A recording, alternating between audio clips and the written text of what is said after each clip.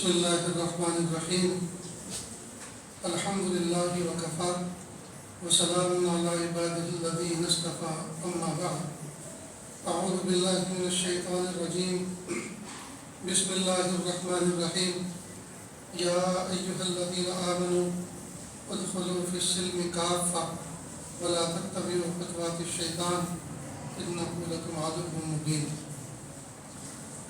سبحان ربک رب العزة عما یصفون وسلام علی المرسلین والحمد للہ رب العالمین اللہم صل علی سیدنا محمد وعلى آل سیدنا محمد وبارک وسلم اللہم صل علی سیدنا محمد وعلى آل سیدنا محمد وبارک وسلم اللہم صل علی سیدنا محمد وعلى آل سیدنا محمد وبارک وسلم۔ دین اسلام نام ہے اللہ تعالیٰ کے حکموں پر عمل کرنا، لیکن یہ مکمل تعریف دین اسلام کی نہیں ہے۔ اللہ تعالیٰ کے حکموں پر عمل کرنا حضور پاک صلی اللہ علیہ وسلم کے طریقے کے مطابق، یہ ہے دین اسلام۔ اللہ تعالیٰ مومنوں سے مخاطب ہو کے فرما رہے ہیں یا ایھا الذین آمنوا، اے ایمان والو، اے اللہ کو ایک ماننے والوں، اے شرک سے توبہ کرنے والوں، اور اے محمد رسول اللہ صلی اللہ علیہ وسلم کو آخری نبی ماننے والوں، اے ختم نبوت کا اقرار کرنے والوں، یہ ہدایت فرمائے۔ کیا فرمانے اللہ آگے؟ یہ فرما کر کہ اے ایمان والوں ادخلوا فی السلم کافہ، اسلام میں پورے داخل ہو جاؤ، اسلام میں پورے داخل ہو جاؤ۔ اب اسلام نام ہے اللہ تعالیٰ کے احکام پر عمل کرنا حضور پاک صلی اللہ علیہ وسلم کے طریقے کے مطابق۔ اب احکام کو ایک دو نہیں ہے، پیدائش کی صبح سے لے کر وفات کی شام تک ہر لمحے ہر گھڑی کا اللہ کی طرف سے ایک الگ حکم ہے۔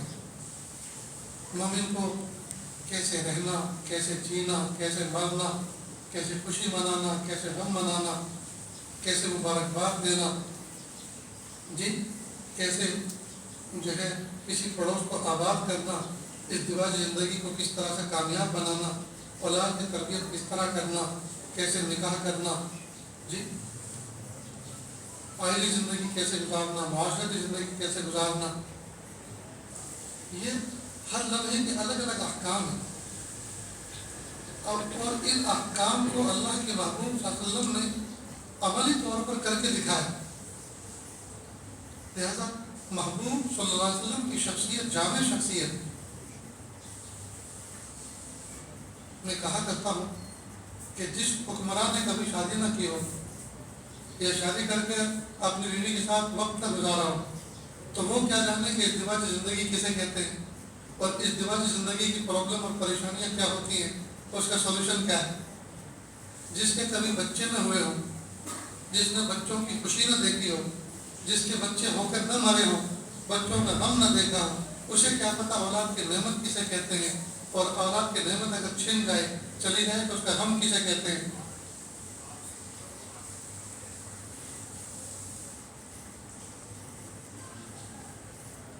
آج کل پوری دنیا میں نعرے لگ رہے ہیں اور دنیا بھر کے لوگ کہتے کرتے ہیں بیٹی پڑھاؤ، بیٹی بچاؤ، لیکن بیٹی پیدا کر کے تو دکھاؤ۔ جب پیدا کریں گے تبھی تو اس کو بچائیں گے، تبھی تو اس کو پڑھائیں گے، اور شیرے سے آئے گی نہیں، وہ اس کے اسباب اختیار نہیں کریں گے تو پھر کیسے یہ نعرہ جو ہے صادق آئے گا۔ محبوب صلی اللہ علیہ وسلم نے جو مکہ مکرمہ میں زندگی گزاری، یہاں تک کہ محبوب صلی اللہ علیہ وسلم کو دشمنی میں مکہ مکرمہ سے نکالا گیا، آپ صلی اللہ علیہ وسلم کو دعوت کا کام نہیں کرنے دیا، ہدایت پر لانے اور بلانے کا کام نہیں کرنے دیا، یہاں تک کہ محبوب مدینہ منورہ میں جا کے قیام پذیر ہو گئے۔ یہاں تک کہ اگر کوئی سیرت طیبہ پڑھے تو یوں سمجھے گا کہ یہ شخص جو ہے انتہائی ناکام آدمی تھا، اس لیے کہ بچپن میں دنیا میں آنے سے پہلے باپ کا سایہ اٹھ گیا، دنیا میں آنے کے بعد 6 سال میں ماں کا سایہ چلا گیا، پھر دادا کا سایہ چلا گیا، پھر چچا نے کفالت کی 40 سال کے جب ہوئے تو آگے پیچھے جو ہے پھر وہ چچا جو شیشہ پلائی میں دیوار بنے ہوئے تھے اپنے بھتیجے کے حق میں، وہ دنیا سے رخصت ہو گئے، یہاں تک کہ لوگوں نے دیش نکالا کر دیا، اپنے وطن سے اپنے گھر سے نکال دیا، جی بیٹی کو طلاق دلوائی. تو یہ آدمی انتہائی ناکام تھا، لیکن اللہ کے محبوب صلی اللہ علیہ وسلم کو ان تمام حالات سے گزار کر وہ سارے تجربات کرائے گئے کہ یہ حالات ایک انسان پر، ایک بندے پر آتے ہیں تو ان حالات میں کس طرح سے برتاؤ کرنا ہے، کس طرح سے اس کو گیز کرنا ہے، کس طرح سے اس میں ثابت قدم رہنا ہے، کس طرح صبر کا مظاہرہ کرنا ہے. جی یہ ایک نمونہ اللہ تعالیٰ نے اپنے محبوب کے ذریعے سے بندوں کے سامنے پیش کروایا. چنانچہ جب مدینہ منورہ پہنچے اس کے بعد پھر اللہ پاک نے فتوحات کے دروازے کھولے، جی یہاں تک کہ پوری دنیا کے اندر دین اسلام پھیلنے کا انتظام ہوا. تو اللہ کے محبوب صلی اللہ علیہ وسلم ایک یتیم بھی تھے، ایک شوہر بھی تھے، ایک باپ بھی تھے، ایک امام بھی تھے، ایک قائد بھی تھے، ایک خادم بھی تھے، اور ایک رہبر بھی تھے، ایک بہترین پڑوسی بھی تھے. غرض یہ کہ اللہ کے محبوب صلی اللہ علیہ وسلم جس طرح سے ہم زندگی گزار رہے ہیں اس طرح ایک زندگی گزار کر گئے، اور جس مرحلے میں تھے اس مرحلے کا بہترین فرد بن کر جی مظاہرہ پیش کرنا ہے.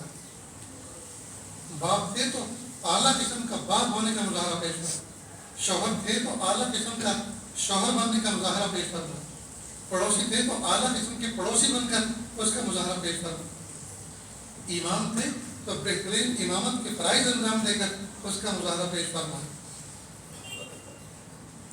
ایک قائد تھے تو بہترین قیادت کا مظاہرہ پیش کرنا ہے. اس لیے فرمایا گیا کہ تمہارے لیے اللہ کے محبوب صلی اللہ علیہ وسلم کی زندگی میں بہترین اسوہ قدوہ نمونہ، آپ اس کو آئیڈیل بنائیں، اس کو نمونہ بنائیں. اللہ اکبر. تو اب اللہ پاک نے جو ہمیں حکم دیا کہ آپ ایمان تو لا چکے اور اسلام کے جو احکام ہیں صبح سے لے کر شام تک، بلکہ پیدائش کی صبح سے لے کر وفات کی شام تک اب 24 گھنٹے 8 پہر کیسے گزارنے ہیں، جی اس کے بارے میں ہم نے ایک نبی بھیجے آپ کے پاس، جی خاتم النبیین بھیجے، ان کی زندگی کو سامنے رکھتے ہوئے ان چیزوں کو ترتیب دو. ایک دو مثالیں سمجھیں. بہت سارے اس مجمع کے اندر دوست احباب ایسے ہیں جو حج کر کے تشریف لائے ہیں. میں خود بھی الحمدللہ اس سعادت سے بہرور ہوا. تو 9 ذی الحجہ کو میدان عرفات میں حجاج کرام حاضر ہوتے ہیں، اور 9 ذی الحجہ کو زوال آفتاب سے لے کر غروب آفتاب تک رہنا ضروری ہے. جو بندہ یہ وقت وہاں گزارتا ہے اللہ تعالیٰ کی رحمت کا دریا بہتا ہے، اللہ سے جو مانگو اللہ عطا فرماتے ہیں. بلکہ غروب آفتاب کے وقت اگر کوئی بندہ یہ سوچے کہ پتہ نہیں میرے اللہ نے مجھے معاف کیا کہ نہیں کیا، تو اللہ تعالیٰ اس کو سخت ناراض ہوتے ہیں کہ تم ہوتے کون ہو میرے بارے میں یہ سوچنے والے کہ میں نے معاف کیا کہ نہیں کیا. جاؤ بخشے بخشائے مزدلفہ کی طرف چلے جاؤ، کیا تمہارے گناہ بڑے تھے یا میری رحمت بڑی؟ آج میں نے رحمت کا دریا بہایا، سب کو دھو مانج کے پاک کر دیا.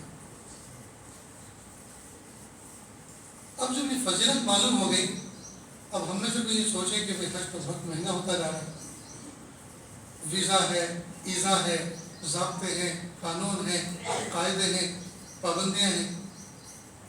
عمرے کا ویزا لے لیں اور چلتے ہیں تو 1 لاکھ کے اندر کام ہو جائے گا.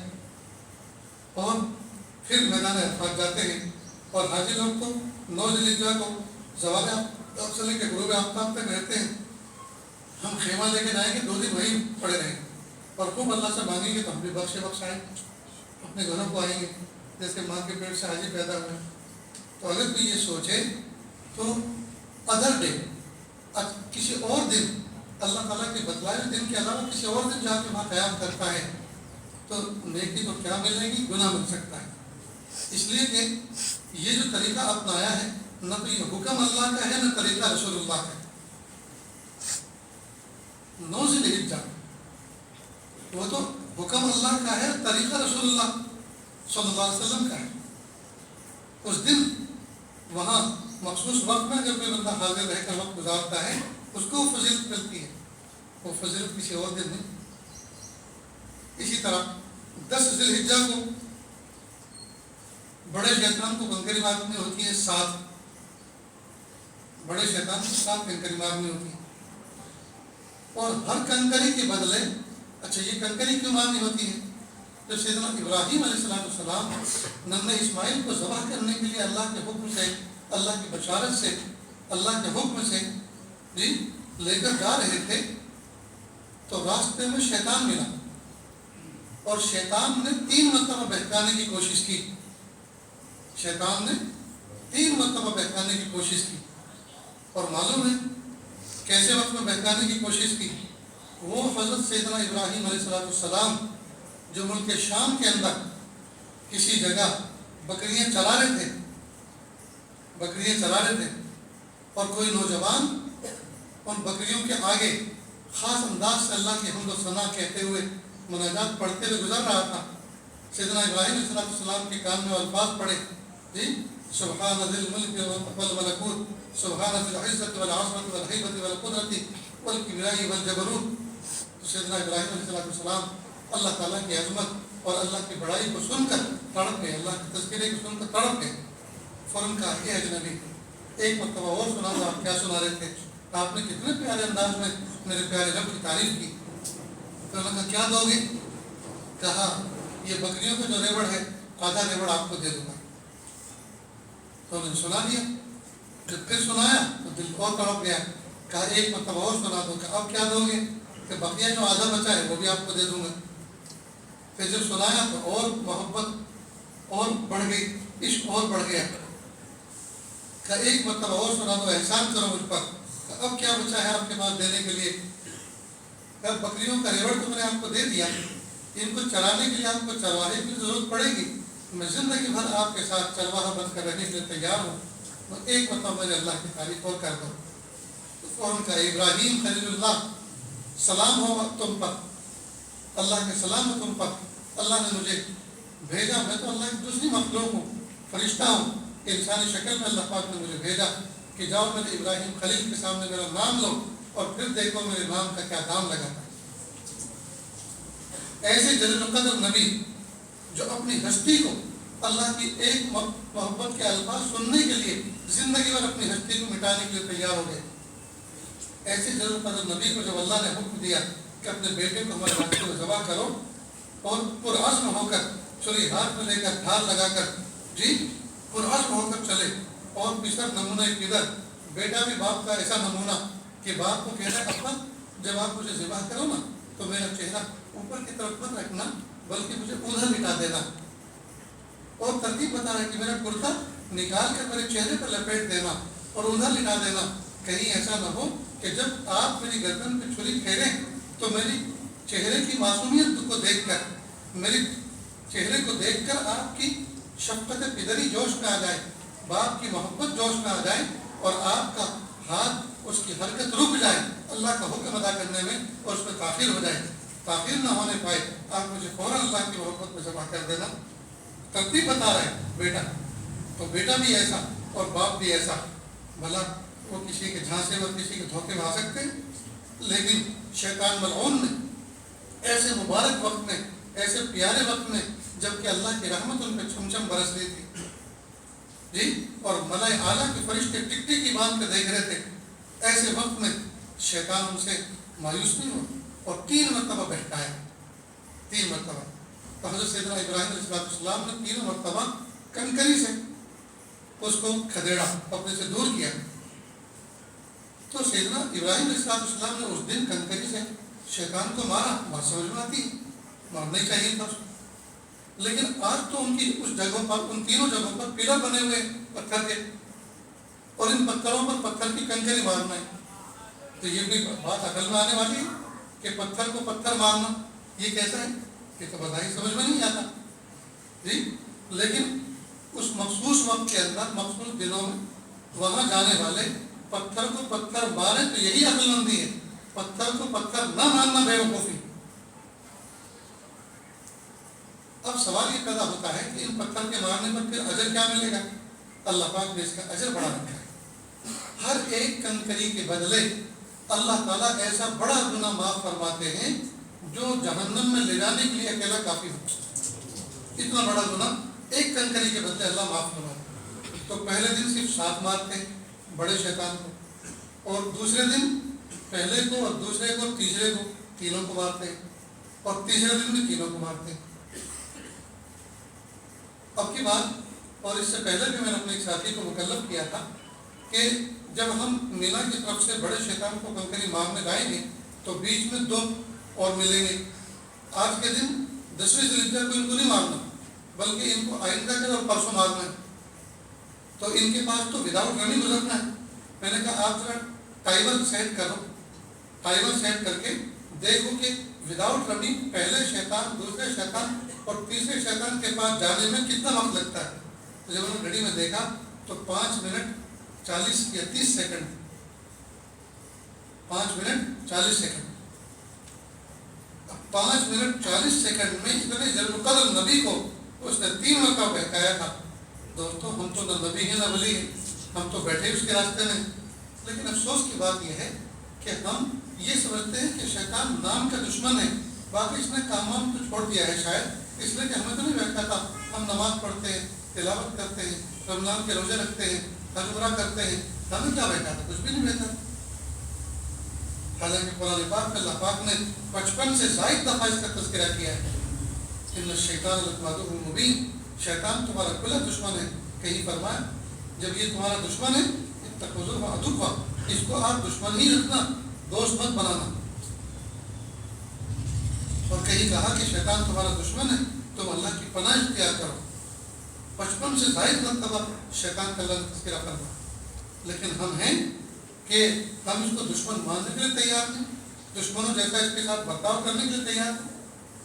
اس لیے جب 10ویں ذوالحجہ کو شیطان کو رمی کی جائے تو اس وقت یہ کیفیت ہونی چاہیے کہ اس کی نفرت دل میں بٹھائی جائے اور یہ عزم کیا جائے کہ پیارے اللہ میں شیطان کو رسوا اور شرمندہ کرنے کے لیے، ذلیل کرنے کے لیے میں یہ کنکری مار رہا ہوں، اور پیارے اللہ میں آپ کی محبت چاہتا ہوں۔ رحمت للشیطان ورزل للرحمن، شیطان ناکام ہو شیطان اور راضی ہو رحمان۔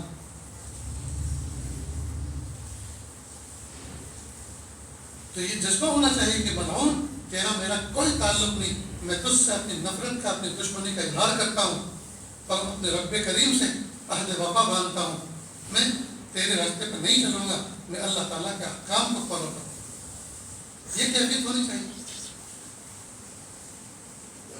لیکن نہ وہاں کیفیت، نہ بعد میں کیفیت، نہ پہلے کیفیت، یعنی کوئی ارادہ ہی نہیں کرتے ہم۔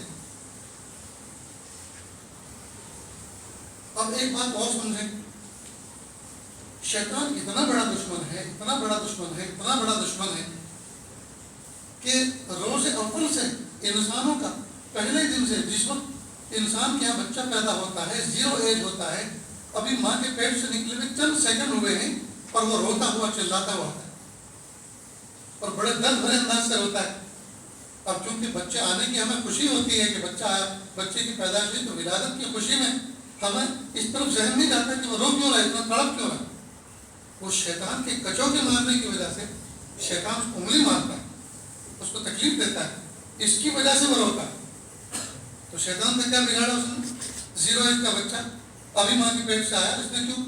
بس یہی تو دشمنی ہے اس کو کہ حضرت آدم علیہ السلام کے اولاد ہے، اور حضرت آدم علیہ السلام کی وجہ سے وہ جنت سے نکلا کیونکہ ان کو بہکایا، تو اللہ پاک نے اس کو ٹھکرا دیا وہاں سے۔ اب اس نے عہد کر رکھا ہے، قسم کھا رکھی ہے کہ صبح قیامت تک میں آدم علیہ السلام کی اولاد کو، ذریت کو بہکاؤں گا، ان کو تکلیف دوں گا۔ تو جو دشمن ہے صرف وہ راستے سے بھٹکاتا ہی نہیں ہے، بہکاتا ہی نہیں ہے، بلکہ تکلیف دیتا ہے، تکلیف دیتا ہے۔ اب یہ جو تکلیف ہے جو مومنوں کو شیطان کی طرف سے آتی ہے وہ 3 طرح کی ہوتی ہے۔ تو تکلیف دینا اس کا مقصد ہے، کس کا؟ شیطان کا۔ تو شیطان کا انسانوں کو تکلیف دینا مقصد اول. اب یہ تین چیزوں میں انسان کو مبتلا کر کے انسان کی تین چیزوں میں خلل ڈال کے اس کو جسمانی اور روحانی تکلیف دیتا ہے. ایک تو خود اس کے جسم پہ کچھ عمل کرتا ہے، جادو کرتا ہے، نظر بد اس کی طرف سے ہوتی ہے جی، اور نہ جانے کیا کیا اثرات ہوتے ہیں، سحر ہوتا ہے، کرتب ہوتے ہیں شیطان کی طرف سے. سحر من الجن، تو جنات و شیاطین کی طرف سے یہ عمل ہوتا ہے. دوسرا تو ایک تو جسم کو یہ متاثر کرتا ہے، بلکہ انسان کو جتنی جسمانی بیماری ہوتی ہیں ان جسمانی بیماریوں میں بھی ابتداء عمل داخل اسی ملعون کا ہوتا ہے. حدیث پاک میں ہے الشیطان یجری کمجرى الدم او کما قال علیہ السلام، شیطان انسان کے جسم میں جو ہے خون، رگوں میں خون کی طرح دوڑتا ہے. تو جب رگوں میں خون کی طرح دوڑتا ہے، خون میں شامل ہوتا ہے، تو بلڈ پریشر تو بڑھے گا. جب مسلسل بلڈ پریشر بڑھے گا تو کڈنی فیل ہوگی، تو کڈنی فیل ہوگی تو ڈائلیسس پہ آئے گا جی. جب بلڈ پریشر بڑھے گا تو نازک رگیں جو ہیں پھٹ جائیں گی، تو برین ہیمریج ہوگا، آنکھوں کی رگ پھٹے گی، دماغ کی رگ پھٹے گی، یا دل کی رگ پھٹے گی. تو جسمانی بیماریوں میں بھی ابتداء اس کا عمل داخل ہوتا ہے. نیز پیارے آقا صلی اللہ علیہ وسلم نے فرمایا کہ رات کو جب دروازہ بند کرو تو بسم اللہ کر کے بند کرو، اس لیے کہ اگر بسم اللہ کر کے بند نہیں کریں گے تو شیطان اندر داخل ہو جائے گا اور کہے گا کہ مجھے یہاں رہنے کے لیے، رات بتانے کے لیے وقت بھی مل گیا اور کھانے کے لیے کھانا بھی مل گیا. تو ہمارے رزق میں بے برکتی کا سبب بنے گا اور ہمارے گھر کے اندر نحوست کا سبب بنے گا. یہاں تک کہ میاں بیوی کے تنہائی کے جو معاملات ہوتے ہیں اس میں بھی خوب پالتا ہے، اس میں بھی اثرات ڈالتا ہے. یہاں تک کہ اگر اس رات کا حمل ٹھہر گیا تو اس حمل کے اوپر جو ہے اثر انداز ہوتا ہے اور یہ بچہ پھر شیطان کے اثرات زدہ ہوتا ہے. کتنا بڑا نقصان ہوا. ان تمام سے بچنے کے لیے کتنا آسان عمل آقا صلی اللہ علیہ وسلم نے ہمیں ترتیب فرمایا. کہا بس بسم اللہ کر کے دروازہ بند کر. شیطان باہر کہے گا کہ نہ مجھے یہاں رہنے کی، رات بتانے کے لیے وقت ملا اور نہ مجھے کھانے کے لیے کھانا ملا. اسی طرح کتابوں میں لکھا ہے کہ جب کوئی بندہ بیت الخلاء میں جاتا ہے، بسم اللہ کر کے دعا پڑھ کے نہیں جاتا اندر، تو وہاں رہنے والے جو شیاطین ہیں ان کا نام ہے وہ خبیث. اللہم انی اعوذ بک من الخبث والخبائث.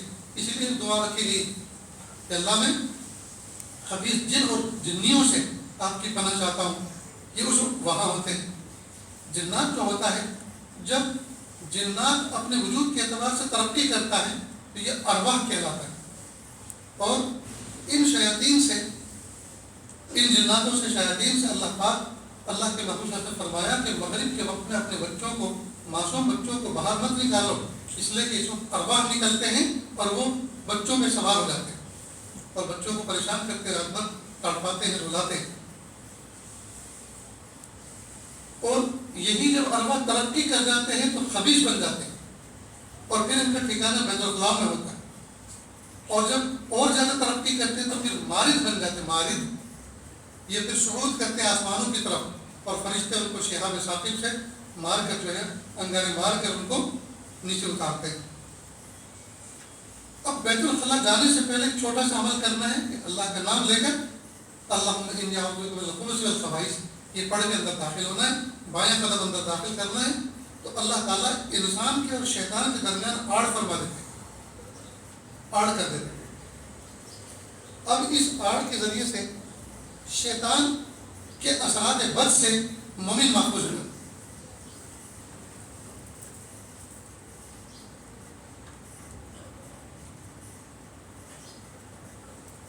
اب ہماری ماں بہنیں نہ تو کئی دفعہ دعا پڑھتی ہیں اور دعا نہیں پڑھتی، اس کے علاوہ دوپٹہ بھی اتار کے کھوٹی پر لٹکا کے ننگے سر اندر جاتی ہیں کہ اس کا سنبھالنا مشکل ہے، لہذا ننگے سر جاتی ہیں.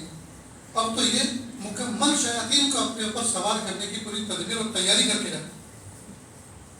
شیطان چپٹتے ہیں، پھر بدخوابی ہوتی ہے اور ہر وقت جنون رہتا ہے، شہوانی کیفیات رہتی ہیں اور گناہ کو دل کرتا ہے اور نہ جانے کیا کیا کیفیات، وہ کیا کیا کرشمے دکھاتے ہیں۔ اس لیے جو باتیں آپ کے سامنے عرض کی جا رہی ہیں ان کو سنیں اور دل کی کانوں سے سنیں۔ آقا صلی اللہ علیہ وسلم کی دعاؤں میں، سنتوں میں ہمارے لیے دفاع ہے، ہمارے لیے حفاظت ہے۔ اس لیے دوستو اپنے دروازوں پر کمپیوٹر سے لکھوا کے انگلش میں یا اردو میں صرف دعا لکھواؤ اور دعا لکھوا کے سامنے سوالیہ نشان، انگلش میں لکھ دو DUA دعا اور آگے سوالیہ نشان، اور باہر کے دروازے پہ لگی رہے وہ، تو جیسے کوئی اندر جائے گا تو وہاں لکھا ہوا ملے گا دعا، تو دعا تو اس کو یاد ہے، اللہم انی اعوذ بک من الخبث والخبائث، دعا تو یاد ہے لیکن اس وقت پڑھنا ہے یہ یاد نہیں رہتا۔ تو جب آپ کو ریمائنڈر مل جائے گا تو آپ فوراً دعا پڑھ کے جائیں گے، سمجھ گئے؟ تو دیکھیے اللہ کے محبوب صلی اللہ علیہ وسلم نے کتنا آسان طریقہ بتایا۔ تو شیاطین سے بچنے کے لیے آقا صلی اللہ علیہ وسلم کے بتائے ہوئے طریقہ، آقا صلی اللہ علیہ وسلم کے بتائے ہوئے انداز پر جب بندہ زندگی گزارے گا تو اللہ پاک اس کی حفاظت فرمائے۔ اور سنیے، رات کو سوتے ہو ڈریس چینج کر کے سوتے ہیں، پہنے میں کپڑے لٹکاتے ہیں، رات کو سونے والے پہنتے ہیں، ٹھیک؟ اب مثلاً کرتا ہے، شیروانی ہے، جیکٹ ہے، بندہ نکال کے سوتا ہے، تو اگر بغیر بسم اللہ پڑھے اس کو لٹکا دیا تو شیطان ان کو استعمال کرتا ہے۔ اب میرے اور آپ کا لباس اگر کوئی انتہائی غلیظ آدمی، پسینے میں شرابور آدمی، میل کچیل میں لکڑا ہوا آدمی، وہ ہمارا پاکیزہ صاف ستھرا لباس پہن کر کچھ گھنٹے پہن کر ہمیں واپس دے کے پہنو، پھر ہم پہنیں گے تو کتنا مزہ آئے گا، مزہ آئے گا نا؟ ماشاء اللہ، اللہ کا شکر ہے آپ سمجھ رہے ہیں، سن رہے ہیں، ورنہ پرسوں میں نے بیان کیا، پرسوں سے مراد آپ کا پرسوں نہیں، آپ کا برسوں پرانا بھی پرسوں ہوتا ہے۔ ایک بچی سے کا فون آیا، میں نے کہا بیٹا کیا حال ہے، آپ کا نکاح ہوا تھا تو آپ کی گود میں کوئی خوشی ہے کہ نہیں؟ تو کہا حضرت وہ پرسوں بیٹا ہوا تھا، الحمدللہ 6 سال کا ہو گیا۔ پرسوں بیٹا ہوا 6 سال کا ہو گیا تو جنات ہے کیا ایک دم سے ہی بڑا ہو گیا؟ تو آپ کہیں کہ پرسوں تو برسوں پرانی بات میں پرسوں ہوتی ہے، پرسوں سے مراد 3 دن پہلے۔ تو میں نے کہا کہ جب پہنے گے وہ لباس تو وہ اس میں بہت ساری برکات ہوگی نا؟ تو پھر جی یہی پتہ نہیں چل رہا ہے کون سے آسمان پر بیٹھے ہیں، یہ میرے سامنے ہے، یہ کہاں ہے، یہ شیطان لے کے چلا گیا ہے، صرف ان کا جسم یہاں ہے، روح غائب ہے۔ لیکن آپ نے صحیح سمجھا ہے اور اس پر نفی میں جواب دیا، اس کا مطلب یہ کہ آپ حاضر ہیں۔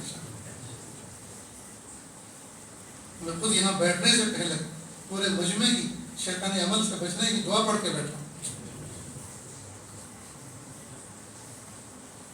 اب جب کپڑے نکال دیتے ہیں تو وہ پہنتا ہے، تو جیسے گندے آدمی، غلیظ آدمی، پسینے میں شرابور آدمی، میل کچیل میں کیچڑ میں لکھڑا ہوا آدمی ہمارا لباس پہن کر پھر واپس دے تو پہننے کو دل کرے گا، اور اگر پہنیں گے تو کیسی کیفیت رہے گی، کبیرگی رہے گی کہ جی گھبرایا ہوا رہے گا کہ نہیں؟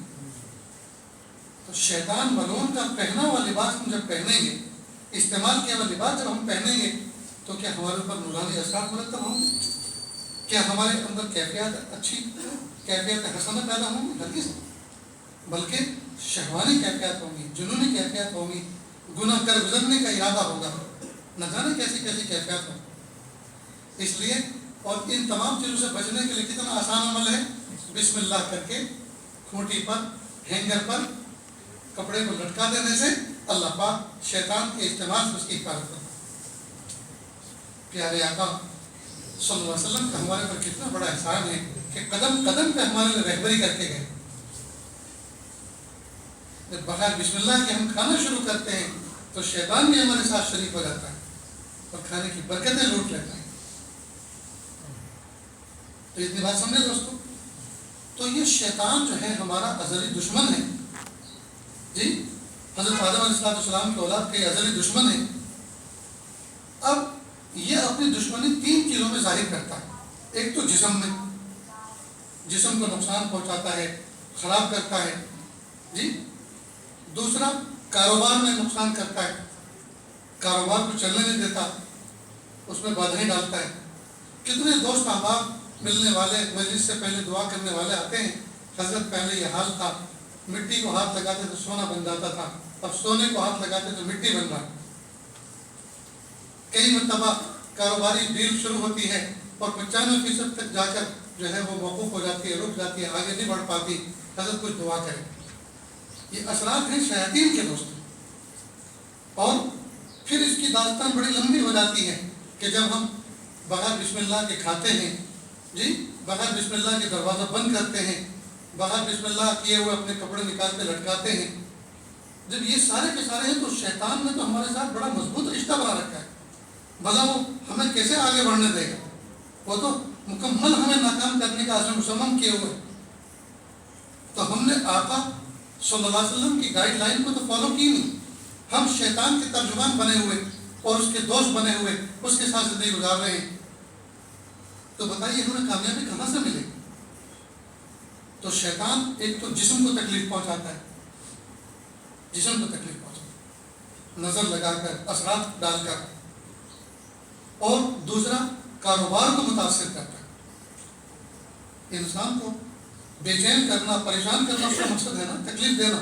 تو تکلیف تین طرح کی ہوتی ہے، ایک تو جسم کو بیمار کر کے، جسم پہ اثرات مرتب کر کے اسباب کی دنیا میں اس طرح تکلیف دیتا ہے، دوسرا کاروبار کو متاثر کر کے اس طرح تکلیف دیتا ہے، اور تیسرا تعلقات، مثلا دوستوں میں دشمنی ڈال دیتا ہے، میاں بیوی میں نفرتیں ڈال دیتا ہے، شکوک کی بیماری ڈال دیتا ہے، ماں باپ میں اولاد میں جھگڑے ڈال دیتا ہے، چچا تایا میں، چچا بھتیجے میں دشمنی پیدا کر دیتا ہے، ماموں بھانجے جیسے پاکیزہ رشتے میں، قریبی قرابت داری کے اس رشتے میں دشمنی ڈال دیتا ہے، پڑوسی میں دشمنی ڈال دیتا ہے، پارٹنرشپ میں دشمنی ڈال دیتا ہے، تعلقات میں خرابی پیدا کرتا ہے۔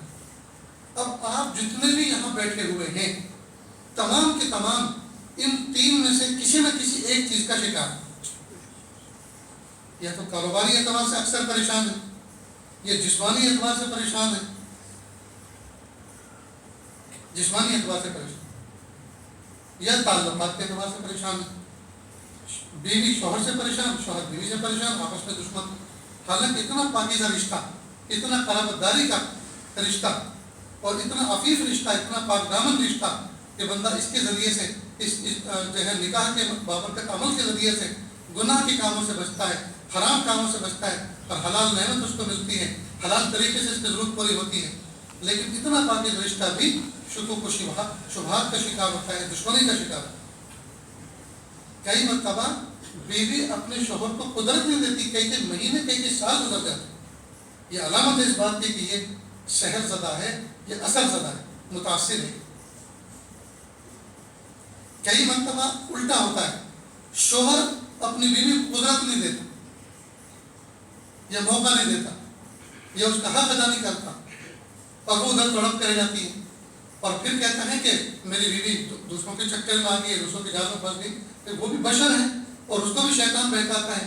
جو جب تمہارے پاس اس کا حلال علاج تھا، تم نے حلال علاج اس کو نہیں پہنچایا، حلال اس کی نعمت کا اس کو حقدار نہیں بنایا، تو شیطان نے اس کو حرام راستے پہ ڈال دیا۔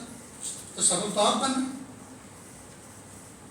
لیکن یہ جو سبب بن رہا ہے اس میں بھی اصل شیطان سبب ہے کہ وہ اس کا دل اس پر آمادہ نہیں کر رہا کہ یہ میاں بیوی کے ازدواجی تعلقات ہیں وہ رشتے بن سکے۔ مجھے امید ہے کہ آپ حضرات ان باتوں کو غور سے سن رہے ہیں اور سمجھنے کی کوشش کر رہے ہیں۔ تو میرے بھائیوں، شیطان چونکہ ہمارا ازلی دشمن ہے اور شیطان ہماری نمازوں کو خراب کرتا ہے، ہماری طاعت و عبادات کو خراب کرتا ہے، ہمارے دلوں کے اندر وسوسے سے پیدا کرتا ہے، ہمارے جانی مالی عباداتوں میں اثر انداز ہوتا ہے اور ہمارے اعمال کو خراب کرتا ہے، بے قیمت کر دیتا ہے۔ یہاں تک کہ اور تو اور دوستوں کوشش کرتا ہے کہ حاجی حج پہ نہ جا سکے، لہذا مال آئے ہوئے زمانہ گزرا تھا، 20-25 سال ہو گئے تھے جب سے مال تھا اور حج فرض ہوا تھا، لیکن دلے کرتا رہا ذرا گھر بنا لو پکا، بچوں کے لیے سہولت ہو جائے گی، کیا پتہ آج میں ہوں کل نہیں ہوں، تو اس لیے یہ پہلے کر لوں، بچوں سے فارغ ہو جاؤں، اس کے بعد حج پہ جاؤں۔ پھر سوچتا ہے بچی جوان ہو رہی ہے، اس کے بعد ان کا ذرا رشتہ ہو جائے، ان کے نکاح ہو جائے، ان کے ہاتھ پیلے ہو جائے، اس کے بعد حج کروں گا۔ پھر کئی مرتبہ کہتا ہے حج کے بعد تو پھر بہت نیک بننا پڑتا ہے، نمازوں کی پابندی کرنی پڑتی ہے، ابھی تو میری داڑھی کالی ہے، ابھی تو سفید بھی نہیں ہوئی، ابھی تو جوانی کے جذبات ہیں بھرپور، تو مجھ سے نماز کی پابندی نہیں ہو سکے گی۔ اور بڑھاپے میں تو نماز کے علاوہ پھر کام ہی کیا ہے؟ بڑھاپے میں تو نماز کے علاوہ پھر کام ہی کیا ہے؟ اس نمازی نماز پڑھنا ہے، اس لیے مسجد میں بیٹھے رہیں گے کوڑے بن کر، اس لیے ذرا داڑھی سفید ہونا، اس کے بعد حج کروں گا، کرتے کرتے 20-25 سال ڈیلے ہو جاتے ہیں۔ اور جب حج پہ جاتا ہے تو شیطان کہتا ہے 20-25 سال تو پیارے میں نے تجھے بچا لیا، حج نہیں کرنے دیا، اب تو کرنے جا رہا ہے، ٹھیک میں بھی تیرے ساتھ آ رہا ہوں، بغیر ویزا کے بغیر ٹکٹ کے میں بھی تیرے ساتھ آ رہا ہوں، میں دیکھتا ہوں کیسے تو وہاں سے ثواب لے کر واپس آتا ہے، کیسے تو بخشا بخشایا اپنے گھر کو آتا ہے، کیسے تو دودھ کا دھلا ہوا اور ماں کے پیٹ سے جیسے آج ہی پیدا ہوا کیسے ایسا پاک ہو کے آتا ہے، تجھ سے ایئرپورٹ پہ ایسا سامان لے کر تجھے ایسا سامان دلواؤں گا، تیرے دل میں ایسی چیزوں کی رغبت پیدا کروں گا، تو ایئرپورٹ پہ لے کے آئے گا اور کسٹمر سب پوچھے گا یہ لائے ہو کہ نہیں لایا، تو حج کر کے سب سے پہلا جھوٹ بولواؤں، اور نہ جانے کیا کیا، یہاں تک کہ وطن میں آنے سے پہلے پہلے جو کچھ نیکیاں حرم کی وہاں ملی تھی وہ لٹوا دی، اور معمولی خزانہ لے کر نہیں آیا پھر نیکیوں کا، پورے حرم مکہ میں کوئی بھی نیک عمل کرو کہیں بھی، پورے حرم مکہ میں 1 لاکھ کا اجر ملتا ہے، ایک مرتبہ سورہ یاسین شریف پڑھو، 1 لاکھ مرتبہ سورہ یاسین شریف پڑھنے کا اجر ملتا ہے، اپنے وطن میں زندگی بھر 1 لاکھ سورہ یاسین شریف نہیں پڑھ سکتے، ایک مرتبہ قرآن پاک پورا کر دے تو 1 لاکھ قرآن پاک پڑھنے کا اجر ملتا ہے۔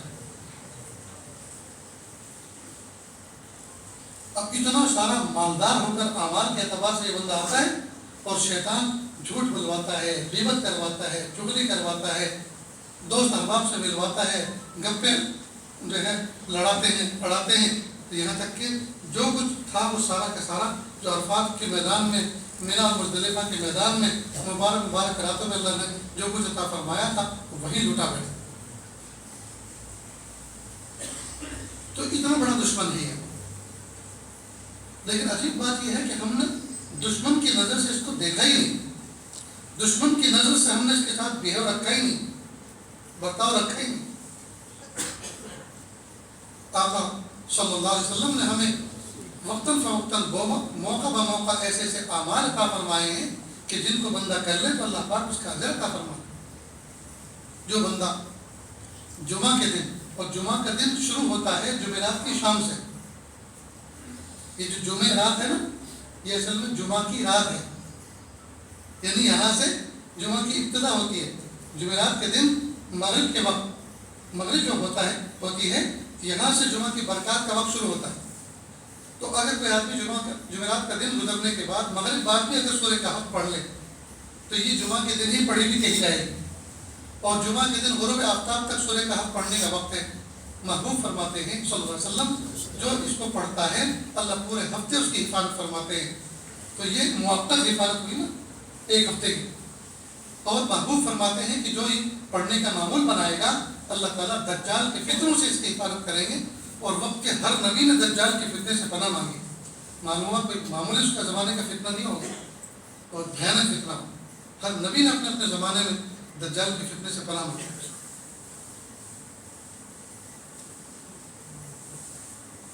اسی طرح کوئی بندہ صبح کو کوئی عمل کر لے، کچھ دعائیں پڑھ لے تو اللہ تعالیٰ شام تک حفاظت فرماتے ہیں، شام کو پڑھ لے تو صبح تک حفاظت فرماتے ہیں۔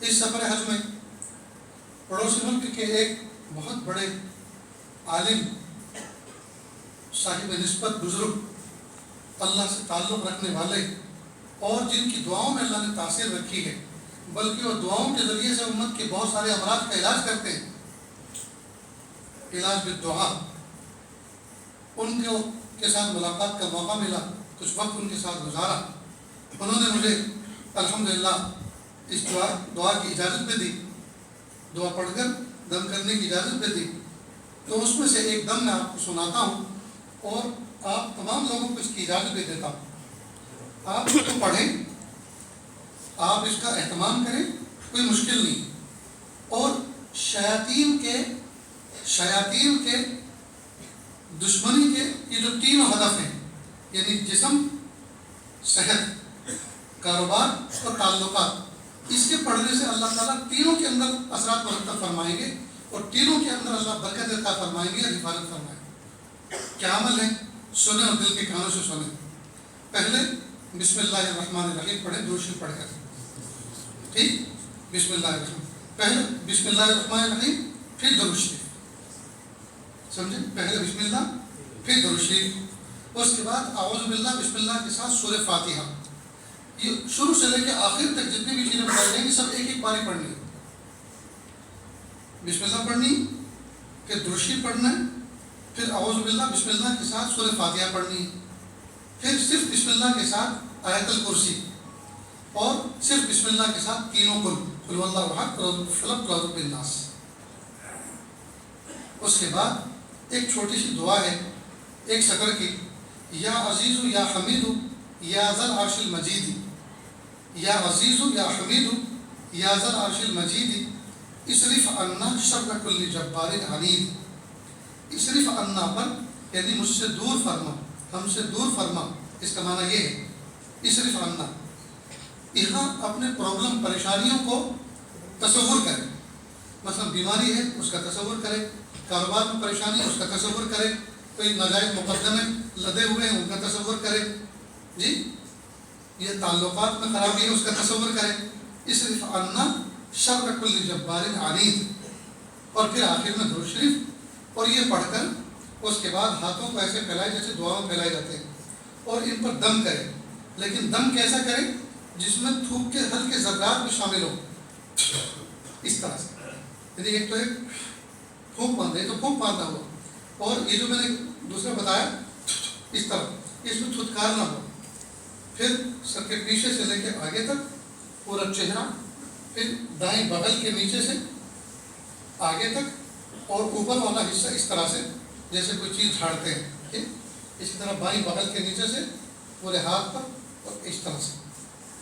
پھر آگے سینہ, مونڈھے, اور یہ ران سے لے کر گھٹنے کے نیچے اور پنڈلی کے اوپر اور نیچے جہاں تک کہ پنجے تک پہنچ جائیں, دائیں اور بائیں دونوں پہ. مگر ایک بات یہ عمل کرنا ہے تو پوری رات انشاءاللہ اللہ تعالیٰ تینوں نقصان یعنی جسم, تعلقات, کاروبار, اللہ تعالیٰ اپنی حفاظت فرمائے. اور فجر کے بعد پڑھیں گے تو انشاءاللہ پورا دن اس میں حفاظت کریں گے. تو کریں گے دوستو انشاءاللہ. اب اس کی کیا کیا برکات ظاہر ہوں گی یہ مجھے کہنے کی ضرورت نہیں ہے, آپ خود بتائیں کہ اللہ پاک نے اس کے ذریعے سے نفس و شیطان سے ہمیں کس طرح سے نجات دی, اور کس طرح سے اللہ پاک نے ہمیں سکون عطا فرمایا.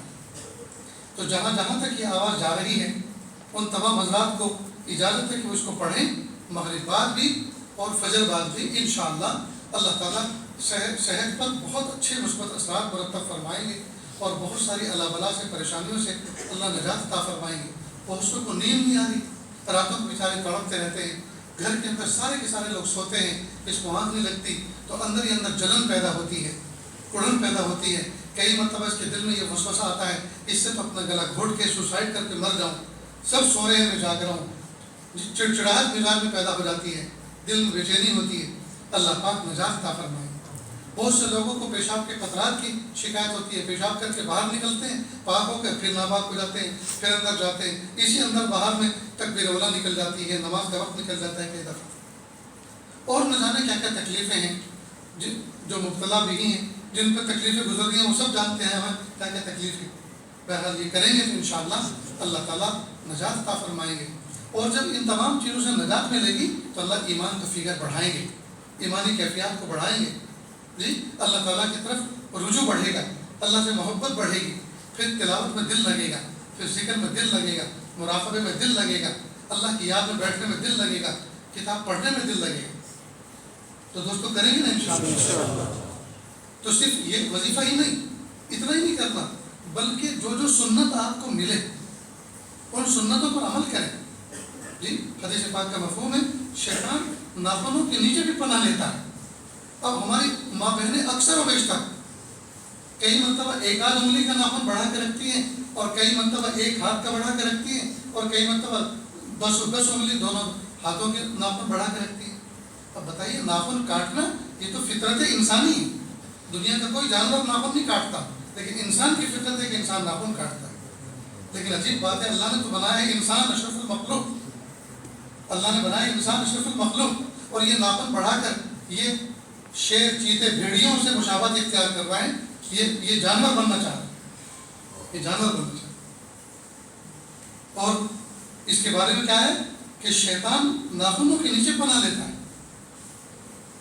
اس لیے اپنے ناخنوں کو کاٹ کے سنبھال کے رکھیں، یعنی ان کو سنبھال کر کاٹ کر کسی جگہ بسم اللہ کر کے دفن کر دیں. کئی مرتبہ شیاطین ان کے ذریعے سے بھی جادو کرتے ہیں، اس لیے تجربہ کار لوگوں نے اور جو ہے عاملین نے بتایا کہ جب کوئی ناخن پورا کا پورا مکمل اتر جائے تو آپ اس کو کٹ کر دیں، ہاف کر دیں، اس لیے کہ جب مکمل ہوگا تو اس کے اوپر شیاطین جو ہے اس کے واسطے سے پھر جس کا یہ ناخن ہے اس کے جسم تک پہنچنے کی کوشش کرتے ہیں اور اس پر سحر کرتے ہیں. اس لیے جب یہ کٹے ہوئے ناخن ہوں تو ان کو ایک جگہ کہیں دفنیں اور بسم اللہ کر کے دفنیں، تو اللہ تعالیٰ پھر ان کو اتنی قدرت نہیں دیتے کہ وہ اس پر قابو پا سکیں. نیز قدم قدم کی جو سنتیں ہیں، مثلا چپل پہننا، جوتے پہننا سنت کے مطابق کہ دائیں پیر میں پہلے پہنے، بائیں میں بعد میں پہنے. جب تک اس سنت پر عمل کرتے رہیں گے، جب تک یہ جوتا پیر میں دائیں پیر میں پہننے والا پہنا رہے گا، وہاں تک سنت پر عمل کرنے کا اجر ملتا رہے گا. جب نکالیں تو بائیں سے پہلے نکالیں، دائیں سے بعد میں نکالیں. جب تک جوتی چپل نکلی رہیں گی وہاں تک سنت پر عمل کرنے کا اجر ملتا رہے گا. جب کرتا لٹکائیں بسم اللہ کر کے اور جسم سے نکالیں جی تو بائیں سے پہلے نکالیں، دائیں سے بعد میں نکالیں اور بسم اللہ کر کے لٹکائیں. جب تک وہ لٹکا رہے گا سنت پر عمل کرنے کا اجر ملتا رہے گا. جب پہنے تو بسم اللہ کر کے دائیں میں پہلے پہنے، بائیں میں بعد میں پہنے. جب تک یہ جسم پر رہے گا سنت پر عمل کرنے کا اجر ملتا رہے گا. تو دوستو آقا صلی اللہ علیہ وسلم کے طریقوں میں کتنی برکتیں ہیں، کتنی برکتیں.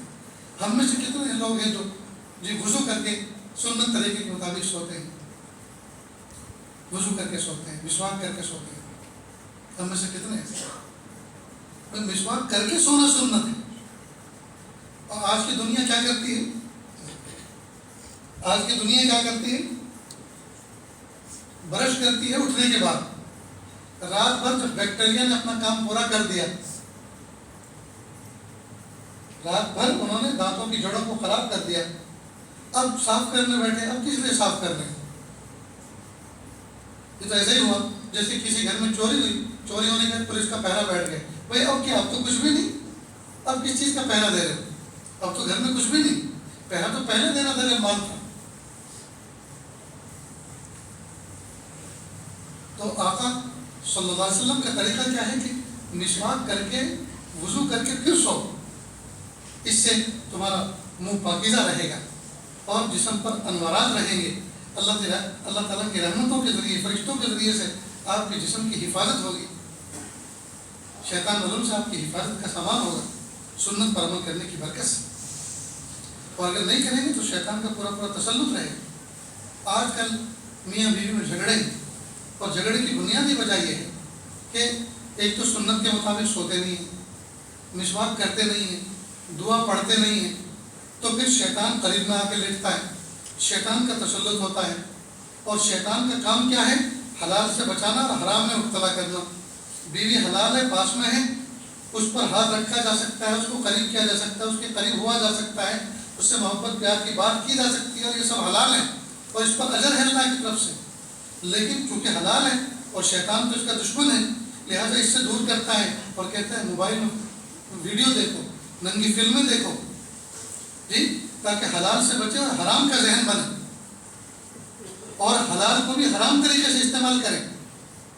جو طریقے اس کو دکھیں، جو طریقے جو انداز اس کو دکھیں، اس انداز کو اپنائیں تاکہ شیطان کا مکمل تسلط ہو. اللہ اکبر. اس لیے دوستو اس دیواسی زندگی جو پاکیزہ زندگی تھی، جو برکت والی زندگی تھی، وہ عشیرت بن گئی ہے، وہ جہنم بن گئی ہے محض اس وجہ سے کہ ہم نے سنت طریقے کو چھوڑ رکھا ہے. اگر ہم سنت طریقے کو اپنائیں گے، دعائیں پڑھیں گے، وضو کریں گے، مسواک کریں گے، خوشبو کا استعمال کریں گے، تو میاں بیوی کے اندر محبت بڑھے گی، گھر جنت کا نمونہ بنے گا.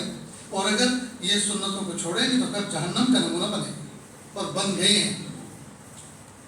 اللہ تعالیٰ سے دعا ہے اللہ تعالیٰ کہنے سننے سے زیادہ عمل کی توفیق عطا فرمائے. وآخر دعوانا ان الحمد للہ رب العالمین.